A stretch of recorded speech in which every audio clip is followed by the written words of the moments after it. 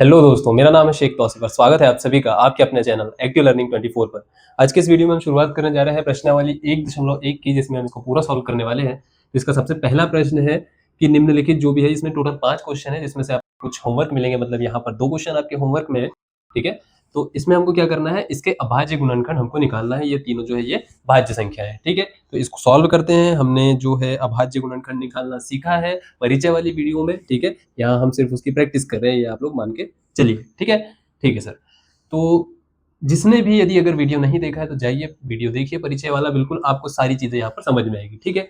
तो सबसे पहले हम क्या करते हैं, लाइन बाय लाइन चलते हैं। लाइन बाय लाइन नहीं भी चले तो कोई दिक्कत नहीं है, बट आपको थोड़ी सी प्रैक्टिस की जरूरत है, इसलिए पहले लाइन बाय लाइन चलना चाहिए हमको। यानी कि पहले 2 फिर 3 फिर ऐसे करके अभाज्य संख्या है, ठीक है। तो पहले 2 से करेंगे तो 2 7 14 0, ठीक है। 2 तिया 6, 2 पंचे 10। फिर यहाँ पर अब ये 2 से नहीं जाएगा, 3 से देखते हैं, 3 एकम 3, 5 बच जाएगा, नहीं। 5 सते 35 और ये 7 एकम 7, ठीक। तो ये इस तरीके से इसके अभाज्य गुणनखंड क्या हो जाएंगे हमारे पास में, 2 गुना 2 गुना 5 गुना 7, ठीक है। इसी तरीके से सेकंड क्वेश्चन भी सरल है, तो उसको कर लीजिए। मैं यहाँ पर आपको 3 क्वेश्चन करवा रहा हूँ, ठीक है। अब इसको हल कर लेते हैं हम लोग। यहाँ हल लिखकर क्या है हमारे पास में, 3 8 2 5, 3825, ठीक है। ठीक है सर। अब इसको हम कैसे करेंगे, पहले 2 से देखेंगे। लास्ट में यहाँ पर 5 लिखा हुआ है, मतलब ये 2 के पहाड़े में देखेंगे अगर हम कहीं भी, 2 एकम 2, 2 दूनी 4, 2 तिया 6, 2 चौके 8, 2 पंचे 10, ऐसे करके 20 तक के जाएंगे। तो कहीं भी लास्ट में 5 नहीं आता है, मतलब कि ये वाला जो है ये 2 से डिवाइड नहीं होने वाला। अब 3 से करके देखते हैं, तो 3 एकम 3, ठीक है। 3 दूनी 6, 3 7 21, 3 5 15, ये हो गया सर 3 से, बिल्कुल बहुत अच्छी बात है। फिर 3 से करके देखो, 3 चौके 12, 3 दूनी 6, 3 5 15, ये भी हो गया सर। यहाँ भी 3 से करके देखो, 3 एकम 3, 3 चौके 12, अब ये 5 बच गए, यानी कि 3 से नहीं होगा। अब 5 पे आओ, तो 5 से करते हैं, तो 5 कितना 42 है ना, तो 5 8 40, 5 25, 5 से हो गया सर, ठीक है। अब 3 से पहले नहीं हुआ था तो अब भी नहीं होगा, ठीक है। तो सीधे 5 से करो, 5 एकम 5, 5 7 35। अब 17 एक ऐसा नंबर है जो कि किसी पहाड़ी में नहीं आता है, सिर्फ 1 के और 17 के पहाड़ी में आता है, मतलब ये एक अभाज्य संख्या है, तो इसीलिए ये सिर्फ 17 से जाएगा, ठीक है। ये क्या हो जाएगा हमारा, 3 8 2 5 जो है ये 3825 कितना हो जाएगा इसके गुणनफल, देखो 3 गुना 3 गुना 5 गुना 5 गुना 17, तो ये इसके अभाज्य गुणनखंड हो गए, ठीक है। अब सॉल्व करते हैं हम लोग ये वाला क्वेश्चन, मतलब कि 5वां क्वेश्चन, ठीक है। ये थोड़ा सा एक अलग सा क्वेश्चन है, देखो, ठीक है। ये क्या है हमारे पास, 7 7 4 2 9, 7429। इसको यदि आप 3 से डिवाइड करोगे तो 3 से भी नहीं जाएगा, 5 से करोगे 5 से नहीं, 7 से नहीं, 9 से नहीं, सॉरी 11 से करोगे नहीं जाएगा, नहीं जाएगा। ये जाएगा किससे, सीधे 17 से जाएगा, ठीक है। अब मेरी प्रैक्टिस ज्यादा है, मैं पहले भी इस चीज को सॉल्व कर चुका हूँ, इसलिए मुझे पता है कि ये सीधे 17 से जाएगा, ठीक है ना। लेकिन आप लोग अभी 10th क्लास में नए हैं और आपको प्रैक्टिस की जरूरत है, तो आप पहले लाइन बाय लाइन चेक करोगे, बाकी आपको प्रैक्टिस के साथ में समझ में आने लगेगा, ठीक है। तो हम लोग यहाँ अलग से इसको डिवाइड करके देखेंगे, कितना है, 7 4 2 9, ठीक है। 17 से चेक करेंगे हम लोग इसको, 17 तिया 51, 17 चौके 68 हो जाएगा, यहाँ पर बचेगा 6, 17 तिया 51 हो जाएगा, बचेगा 119, ठीक है। 17 साते हो जाएगा 119, ये हो गया खत्म, ठीक। ठीक है सर। कितने बार में गया है, 437 बार में। अब हमने यहाँ पर चेक कर लिया पहले से कि 2 से नहीं, 3 से नहीं, 5 से नहीं, कहीं तक के भी नहीं जा रहा, ये जा रहा है सीधे 17 से, और 17 से एक बार चला गया यहाँ पर, ठीक है। तो अब हम इसके आगे के नंबर ही चेक करेंगे, पीछे से नहीं करेंगे। तो ये हो जाएगा 19 से करेंगे हम लोग चेक इसको, तो 19 से करेंगे तो 19 एकम 19, 19 दूनी 38 हो जाएगा, बचेगा कितना यहाँ पर, 5 बचेगा, और फिर नीचे आएगा 7, ऐसा आ जाएगा, ठीक है। फिर 19 तिया 57 हो जाएगा, ठीक है, तो खत्म। अब इसके बाद में ये तो हमको पता ही है कि 23 एक अभाज्य संख्या है, तो 23 एकम 23, इस तरीके से ये हो जाएगा सॉल्व, ठीक। तो इसको हम कैसे लिख सकते हैं, 7 4 2 9 को, इसको लिख सकते हैं हम लोग 17 गुना 19 गुना 23, ठीक है। अब जो है आपको ना, लेकिन ये तो मैंने बता दिया आपको कि 17 19 23, लेकिन आपको खुद से ट्राई करके देखना है। जो बचे वाले क्वेश्चन है वो आपके होमवर्क है, उसको भी ट्राई करके देखना है। यदि नहीं बनता है तो बिल्कुल आप कमेंट कीजिए, मैं आपको बताऊंगा। बहुत ज्यादा टफ ये है नहीं, ठीक है। तो इसको नोट कर लीजिए, आगे बढ़ते। तो अब हम लोग आ जाते हैं यहाँ पर प्रश्न नंबर 2 पर, ठीक है। इसका पहला और तीसरा वाला हम लोग करने वाले हैं, सेकंड वाला आप लोग खुद कर लोगे, इसके बाद में प्रैक्टिस बिल्कुल जरूरी है, तो प्रैक्टिस आपको करनी है, ठीक है। इसमें क्या करना है हम लोगों को, सबसे पहले हमको इसका एलसीएम और एचसीएफ फाइंड करना है। और आपको याद होगा परिचय वाली वीडियो में मैंने बताया था आपको एक फॉर्मूला, ए इंटू बी, यानी कि संख्याओं का गुणनफल बराबर क्या होना चाहिए, एलसीएम इंटू एचसीएफ, ठीक है। आई होप ये आपको दिखाई दे रहा होगा, ठीक है। तो अब पहले हम लोग एलसीएम और एचसीएफ फाइंड कर लेते हैं, और संख्या तो हमारे पास में है, ठीक है। तो पहले 26 का निकालते हैं हम लोग, गुणनखंड करते हैं इसके। ये हो जाएगा 2 एकम 2, 2 तिया 6, और ये सीधा 13 एकम 13, ठीक है। तो इसको लिख सकते हैं 26 को 2 गुना 13। अब 91 के निकाल लेते हैं तो हम ये हो जाएगा, देखो 2 से जा रहा है क्या, नहीं जाएगा। 3 से जा रहा है क्या, 3 3 9, 1 बच जाएगा। 5 से तो बिल्कुल नहीं जाएगा। 7 से चेक करते हैं, तो 7 एकम 7, 7 तिया 21, ठीक है, ऐसा हो गया। और ये हो जाएगा 13 एकम 13। तो यहाँ पर हम लोग 91 को लिख सकते हैं, सॉरी 91 को लिख सकते हैं यहाँ पर 7 गुना 13। अब एलसीएम के लिए हम लोग क्या करते हैं, यहाँ पर एलसीएम के लिए हम लोग करते हैं जो भी सबसे बड़ी घात होती है। तो पहले 2 की सबसे बड़ी घात देखेंगे, यहाँ पर कितनी है टोटल, 2 की सबसे बड़ी घात है 1, तो 2 की घात 1 गुना 7। 13 की घात देखो, पहले 13 की सबसे बड़ी घात कितनी है, यहाँ पर 1, यहाँ पर 1, मतलब 13 की घात भी 1 ही है। इसके बाद आ जाएंगे हम लोग 7 पर, 7 की सबसे बड़ी घात कितनी है, 1 है, तो 7 की सबसे बड़ी घात भी यहाँ पर 1 है, ठीक है सर। ये टोटल कितना हो जाएगा यहाँ पर 7 दूनी 14, 13 गुना 14 करते हैं तो कितना आता है, 13 गुना 14 करते हैं तो 14 दूनी 28, 14 या 42 के 2 हासिल के 4, 14 एकम 14 और 4 18, 182 आता है, ठीक है सर। 182 का एलसीएम हो गया। और एचसीएफ, एचसीएफ क्या होता है, जो भी इसमें कॉमन है, तो कॉमन देखो यहाँ पर 13 और यहाँ पर भी 13, यानी कि 13 इसमें कॉमन है, तो एचसीएफ इसका क्या हो गया, 13 हो गया। अब इससे हम लोग संबंध निकालेंगे, संबंध, ठीक है, संबंध, ठीक है, या फिर जांच, संबंध, या फिर क्वेश्चन में हमारे पास जांच लिखा, तो जांच लिख सकते हैं। तो ए गुना बी बराबर एचसीएफ इंटू एलसीएम, ठीक है। तो अब यहाँ पर हम ए गुना बी यानी कि 26 गुना 91 करेंगे, और एचसीएफ में क्या करेंगे हम लोग, यहाँ पर एचसीएफ कितना है 13 गुना एलसीएम 182। अब आप लोग यहाँ पर निकाल कर चेक कर लेना, बराबर जाएगा, ठीक है सर, ये काम मैं आपके लिए छोड़ देता हूँ, ठीक है सर। अब यहाँ इसको सॉल्व करते हैं हम लोग, इसको सॉल्व करेंगे तो सबसे पहले हम इन दोनों के क्या निकालेंगे, गुणनखंड निकालेंगे। तो 336 के निकालो सबसे पहले, 2 से 2 एकम 2, ठीक है, कितना बच गया 1, 2 छंग 12, फिर 1 बच गया 2 8 16, ठीक है सर। 2 8 16, 2 चौके 8, ठीक है सर। 2 चौके 8, 2 दूनी 4, ठीक है सर। 2 दूनी 4, 2 एकम 2, ठीक है सर। अब ये 2 से नहीं जाएगा, 3 से, तो 3 7 21 और 7 एकम 7, देखो बहुत बड़े आ गए, मतलब बहुत तो बड़े नहीं है, काफी है, लेकिन 336 के क्या आ जाएंगे यहाँ पर 2 गुना 2 गुना 2 गुना 2 गुना 3 गुना 7। इसको कैसे लिख सकते हैं हम लोग, 2 की घात 4 गुना 3 गुना 7, ठीक है सर, इस तरीके से लिख सकते हैं, बिल्कुल लिख सकते हैं। अब 54 पर आ जाते हैं, 54 यानी 54। अब इसको लिख सकते हैं 2 दूनी 4, 2 7 14, ठीक है सर। ये 2 से नहीं जाएगा, 3 से जाएगा, 3 7 21, 3 8 24, 3 9 27, ठीक है सर। ये भी फिर 3 से चला जाएगा, 3 3 9, और ये भी 3 से, 3 एकम 3, तो क्या है ये 54, ठीक है। तो 54 को हम लोग लिख सकते हैं 2 गुना 3 गुना 3 गुना 3, ठीक है। इसी को हम लिख सकते हैं 2 की घात 1 गुना 3 की घात 3। अब इसमें एलसीएम देखते हैं, तो एलसीएम में सबसे बड़ी घात यहाँ पर 2 की घात 1 है, यहाँ पर 2 की घात 4 है, तो एलसीएम में सबसे बड़ी घात आती है, यानी कि 2 की घात 4 गुना 3 की, देखो यहाँ 3 की घात 1 है, यहाँ 3 की घात 3, सबसे बड़ी घात, तो 3 की घात 3, ठीक है सर। यहाँ पर देखेंगे तो 7 की घात 1 है, यहाँ पर कुछ है नहीं है, तो 7 की घात 1, ठीक है। अब इसका हम कर लेंगे गुना, तो कितना आ जाएगा, 2 दूनी 4, 4 दूनी 8, 8 दूनी 16, 16 गुना 3 तिया 9 तिया 27 गुना 7, ठीक है। तो अब इसका गुना आप लोग कर लेना, ठीक है, गुना तो आप लोग कर सकते हो। एचसीएफ, एचसीएफ क्या होता है, जो भी कॉमन होगा इसमें, ठीक है। तो कॉमन क्या होगा, देखो इसमें 3 की घात 1, तो यहाँ पर ये देखो 2 की घात भी है, मतलब यहाँ भी 2 है, यहाँ भी 2 है, यहाँ 3 भी है, यहाँ भी 3 है, तो यहाँ इधर देखने से अच्छा यहाँ पर देखो, यहाँ पर 1 2, यहाँ पर 1 2 कॉमन है, ऐसा लिख दो। और कुछ है क्या, देखो 3 है सर, यहाँ पर 1 3, यहाँ पर 1 3 है, लिख दो सर। और देखो यहाँ पर 2 है, यहाँ अब 2 नहीं बचा है, अब यहाँ पर 1 भी 2 नहीं बचा, यहाँ पर 3 है, यहाँ पर 3 नहीं है, 7 है क्या, 7 यहाँ पर 7 नहीं, यानी कि इतना ही होगा, 3 दूनी 6, ठीक है। सेम इसी तरीके से आप लोग लिखोगे संबंध या फिर जांच, क्या लिख देते हैं हम लोग, इस बार जांच लिख देते हैं। जांच लिखकर हम लोग कर देंगे ए गुना बी बराबर एलसीएम इंटू एचसीएफ, या फिर एचसीएफ इंटू एलसीएम, तो ए गुना बी, यानी ये हमारा ए है और ये बी है, इसलिए 336 गुना 54 कर देंगे हम लोग यहाँ पर। और एलसीएम हमने यहाँ पर निकाला नहीं है, इसको मल्टीप्लाई करके जो भी आएगा एलसीएम यहाँ पर लिख देंगे, और एचसीएफ हमारा 6 है, ठीक है। इसका मल्टीप्लाई करेंगे तो यहाँ पर आ जाएगा, ठीक है। तो आपको मल्टीप्लिकेशन की प्रैक्टिस करना है, गुणा की प्रैक्टिस जरूर करना है, क्योंकि इसमें हमको लगता ही है, ठीक है। तो अब आप इसको नोट कर लीजिए, हम लोग आगे बढ़ते हैं। तो अब आ जाते हैं हम लोग प्रश्न नंबर 3 की तरफ, ठीक है। तो प्रश्न नंबर 3 में हमको क्या दिया गया है, सिर्फ एलसीएम और एचसीएफ फाइंड करना है, ये हमारे पास में 3 क्वेश्चन है, ठीक है। तो एलसीएम एचसीएम तो हम इजीली फाइंड करते हैं, लेकिन इसमें इस बार कितने नंबर दिए, 3 नंबर दिए हुए, ठीक है। तो कुछ नहीं है, सेम ही है, ठीक है। पहले 15 के गुणनखंड कर लेंगे हम, 3 5 15 हो जाएगा, 5 एकम 5, ठीक है। फिर 12 के कर लेते हैं यहाँ पर, तो 12 का क्या हो जाएगा, 2 छंग 12, 2 तिया 6, 3 एकम 3 हो जाएगा। 21 के कर लेते हैं, यहाँ पर कर लेते हैं हम लोग नीचे, तो 2 से तो जाएगा नहीं, तो 3 7 21, 7 एकम 7, ठीक है। यहाँ पर लिख लो। अब 15 का क्या हो गया था हमारे पास में, 3 गुना 5 हो गया था। 12 का कितना हो गया था हमारे पास में, 2 की घात 2, सीधे लिख देता हूँ मैं, ठीक है, 2 गुना 2, 2 की घात 2 गुना 3, ठीक है सर। और क्या हो गया 21, 21 का कितना हो गया हमारे पास में यहाँ पर, 3 गुना 7। अब हम पहले भी देख चुके हैं कि एलसीएम जब हम निकालते हैं तो सबसे बड़ी घात लिखते हैं हम लोग, तो 2 की 2 देखो यहाँ पर 2 सबसे छोटी संख्या है, चलो 2 की सबसे बड़ी घात कितनी है, 2 है सर, यहाँ 2 की घात 2 लिख दिया। फिर देखो 3, देखो 3 की सबसे बड़ी घात कितनी है, एक यहाँ एक यहाँ एक यहाँ, तो 3 की घात 1 ही है। 3 के बाद क्या है हमारे पास में, 5 है, 5 की सबसे बड़ी घात कौन सी है, 1 है सर, 5 भी है, ठीक है। 7 देखो 7 है सर, 9 है क्या, सॉरी 11 है क्या इसके बाद में, नहीं है सर, हो गया।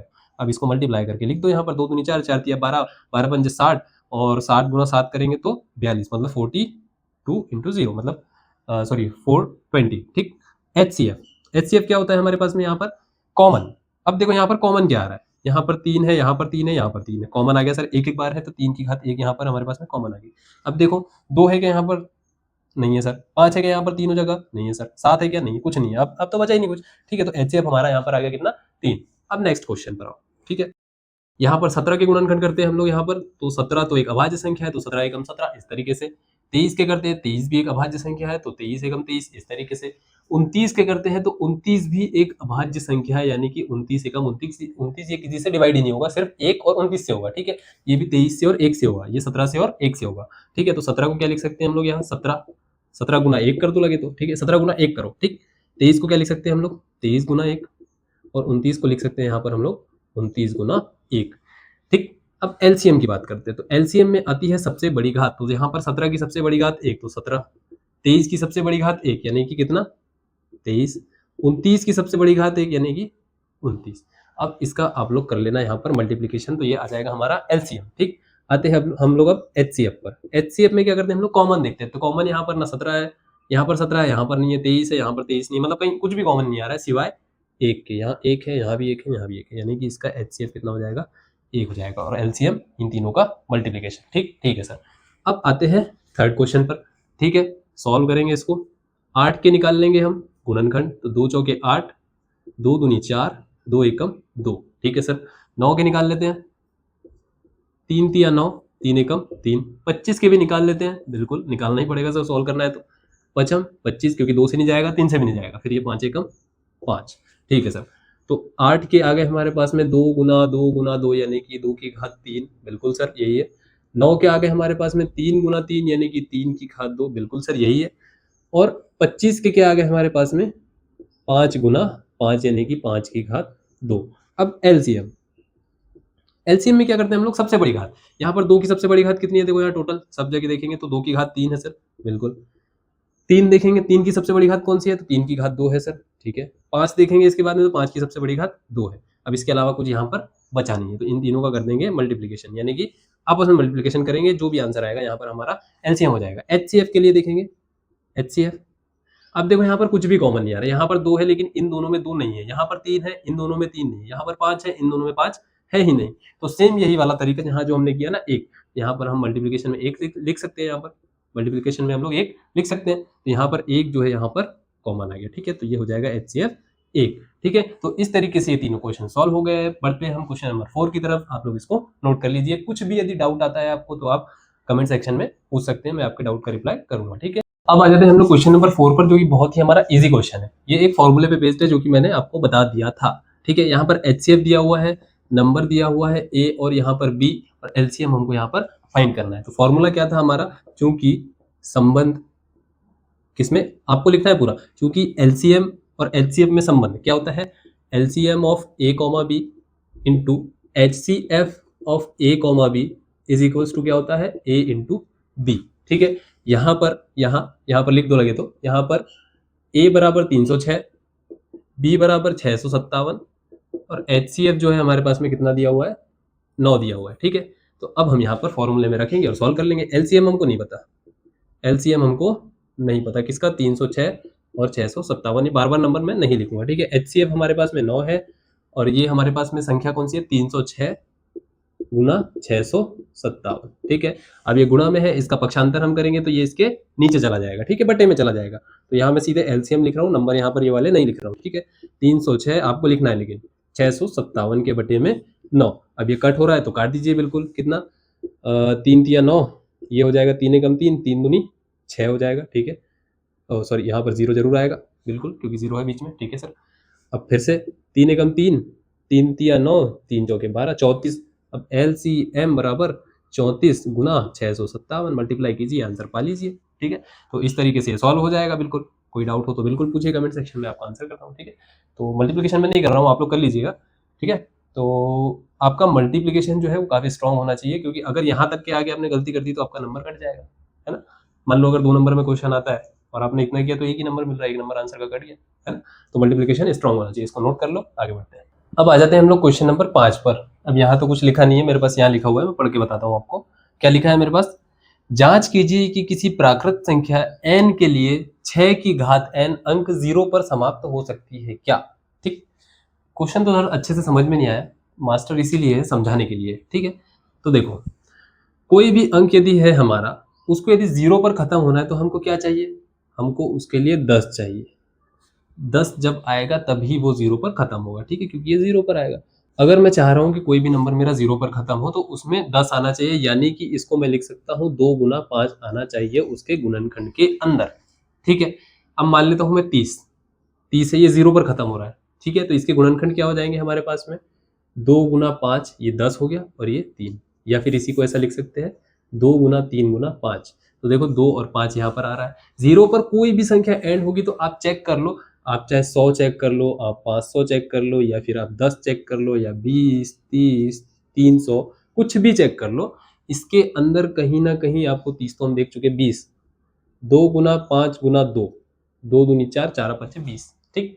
तो उसके अंदर 2 गुना 5 हमको चाहिए चाहिए, ठीक है सर, अब कॉन्सेप्ट आ गया हमको समझ में अच्छे से, ठीक। अब हम इसको यहाँ पर लिख देते हैं, ठीक है, क्या लिख देते हैं, यदि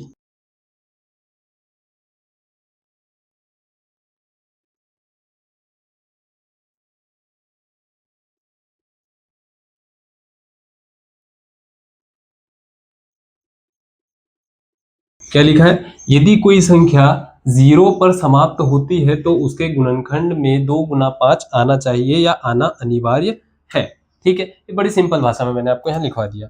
अब क्या, अब 6 की power n is equals to हम क्या लिख सकते हैं, 2 गुना 3, 6 को क्या लिख सकते हैं हम लोग, 2 गुना 3 की घात n, क्योंकि n यहाँ पर है, ठीक ठीक है सर। अब चूंकि 6 की घात n बराबर 2 गुना 3 की घात n में 2 गुना 5 नहीं आ रहा है, देख लो आप, नहीं आ रहा है, अतः पूछा गया हमसे यहाँ पर, देखो, क्या किसी प्राकृत संख्या n के लिए, क्या किसी प्राकृत संख्या n के लिए, मतलब इसकी घात जो है n के लिए, 6 की घात 1, 6 की घात 2, या ऐसी कोई भी प्राकृत संख्या n के लिए जो ये है, इसके गुणनखंड जो है ये क्या 0 पे समाप्त हो सकते हैं क्या, 6 की घात n के लिए 6 की घात n अंक 0 पर समाप्त हो सकती है क्या, ठीक है। तो अतः n के किसी भी मान के लिए, किसी भी मान के लिए 6 की घात n अंक 0 पर समाप्त नहीं हो सकता। तो ये ऐसा एक सरल सा क्वेश्चन था, कुछ भी नहीं था, देखो थोड़ा सा लिखना है इसमें, बस समझना है हमको, ये भी क्वेश्चन का पार्ट है ये, ठीक है। ओ सॉरी, आंसर का, इसको क्वेश्चन का पार्ट मत समझ लेना, लाइक से लिखा है, ठीक है। ये हमने पहले बताया कि ऐसा ऐसा होना चाहिए, फिर हमने देखा कि है कि नहीं है, अब पता चल गया हमको नहीं आ रहा है, तो हमने बता दिया कि नहीं होगा, ठीक है। बस 3 स्टेप का क्वेश्चन है, पहले बताओ, चेक करो, आंसर दे दो, ठीक है। तो इस टाइप से सॉल्व हो जाएगा, आगे बढ़ते हैं। तो अब आ जाते हैं हम लोग क्वेश्चन नंबर 6 पर। ये थोड़ा सा एक अलग प्रकार का क्वेश्चन है, लेकिन ईजी है, एक बार समझ में आ गया तो ईजी है, ठीक है। और ये कॉन्सेप्ट में आपको, यदि आपको याद नहीं होगा तो परिचय वाली वीडियो में समझा चुका हूँ। देखो क्वेश्चन क्या है हमारे पास में, व्याख्या कीजिए कि ये वाला और ये वाला जो है ये भाज्य संख्याएं क्यों है, ठीक है। तो भाज्य संख्याएं क्या होती है, पहले हमें ये पता होना चाहिए। तो भाज्य संख्या कौन सी होती है, जिसके 2 से ज्यादा गुणनखंड हो, कितने, 2 से ज्यादा गुणनखंड हो, ठीक है सर, ओके। और अभाज्य कौन सी, जिसके सिर्फ 2 हो, एक वो खुद रहेगा और एक 1 रहेगा, ठीक ठीक है सर। तो आओ अब इस पर, इसको कैसे सॉल्व करेंगे, 7 गुना 11 गुना 13, और ये धन लिखा है यहाँ पर 13, ठीक है। यहाँ भी 13, यहाँ भी 13, 13 को ले लेंगे कॉमन, 13 को ले लिया मैंने यहाँ कॉमन, 7 गुना 11 धन का 1, क्योंकि 13 यहाँ से कॉमन आ गया, 13, 11 7 77, ठीक है, दोनों को मिक्स कर दिया मैंने, प्लस 1, ठीक है। 13 गुना 70, यहाँ कुछ नहीं मतलब गुणे का निशान है, ठीक है, 77 और 1 78, ठीक है सर। यहाँ हमें गुणा करके लिखना नहीं है। अब देखो यहाँ मैं क्या लिख सकता हूँ, या तो इसको डिस्ट्रीब्यूट, मतलब इसको भी तोड़कर लिख सकता हूँ, लेकिन मैं यहाँ पर एक भी मल्टीप्लाई में लिख दूंगा, कोई फर्क पड़ेगा, नहीं पड़ेगा सर, नहीं पड़ेगा सर, ठीक। 1 2 3 कितने गुणनखंड है भाई, 1 2 और 3, मतलब कि कितने, 3 हो 5 हो 7 हो मुझे फर्क नहीं पड़ता, लेकिन 2 से ज्यादा है, कितना है, 2 से ज्यादा, 2 से ज्यादा है भैया, ठीक है। तो यहाँ पर ये तो मैंने ऐसे ही बताया, ये नहीं लिखना है अपने को, चूंकि इस वाली संख्या के, मतलब यहाँ 7 11 गुना 13 धन 13 के 2 से ज्यादा, 2 से ज्यादा गुणनखंड है, इसीलिए यह एक भाज्य संख्या है, ठीक है सर। इसी तरीके से ये भी हो जाएगा, यहाँ पर हमको क्या दिख रहा है, यहाँ 5 दिख रहा है, यहाँ भी 5 दिख रहा है, यानी कि 5 यहाँ पर आ गया कॉमन, ठीक है। 7 गुना 6 गुना 1, 5 गया तो कितना, 1 बचा, 1 गुना 4 गुना 3 गुना 2 गुना 1, और धन का 1, ठीक ठीक है सर।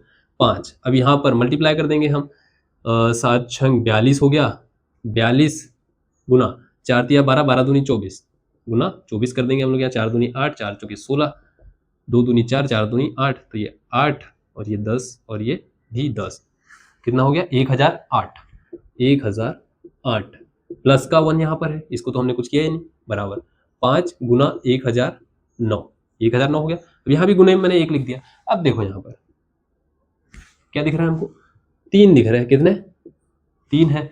सेम हम यहाँ पर ये लिख देंगे, क्योंकि ये वाली जो संख्या है इसके 2 से ज्यादा गुणनखंड है, इसीलिए यह एक अभाज्य संख्या है, ओ सॉरी भाज्य संख्या है, यह एक भाज्य संख्या है। तो इस तरीके से ये वाले क्वेश्चन यहाँ पर सॉल्व हो जाएंगे। बचा है हमारा एक क्वेश्चन, उसको भी सॉल्व करते हैं, इसको खत्म करते हैं, नोट कर लो।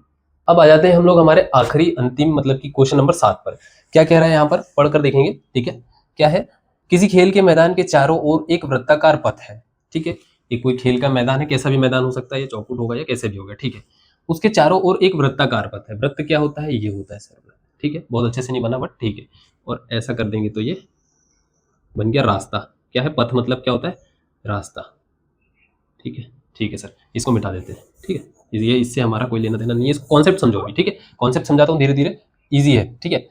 इस मैदान का एक चक्कर लगाने में सोनिया को 18 मिनट लगते हैं। ये सोनिया है, कितने मिनट लगते हैं इसको, 18 मिनट लगते हैं सर, ठीक। और इसी मैदान का चक्कर लगाने में रवि को 12 मिनट लगते हैं, आर फॉर रवि, 12 मिनट यानी कि रवि तेज, ठीक है। ठीक है सर, मान लीजिए ये दोनों एक ही स्थान और एक ही समय पर चलना प्रारंभ करते हैं। मान लेते हैं यहाँ से हमने चलना प्रारंभ किया, ठीक है।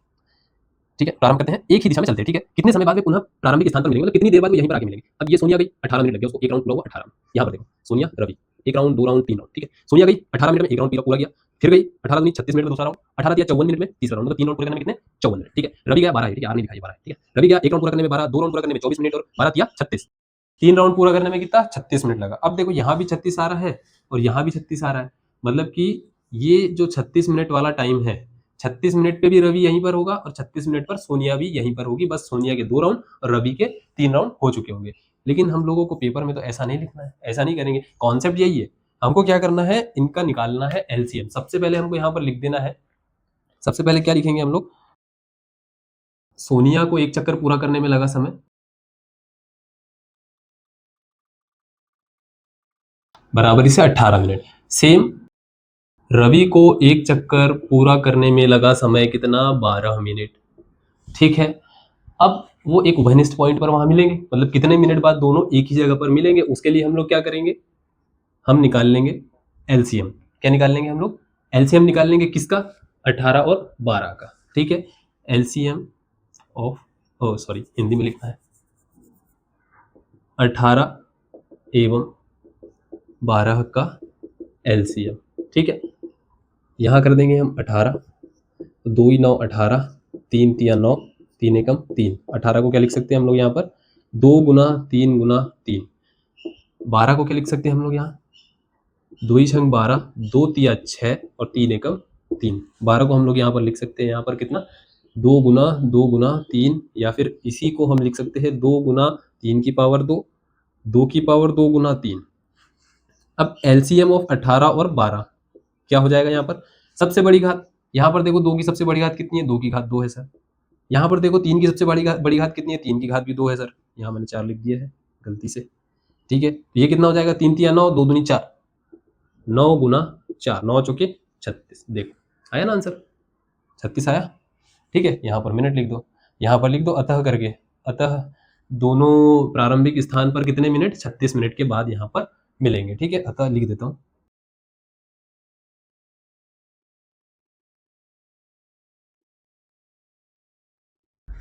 राइटिंग मेरी बहुत ज्यादा अच्छी नहीं है, ठीक है।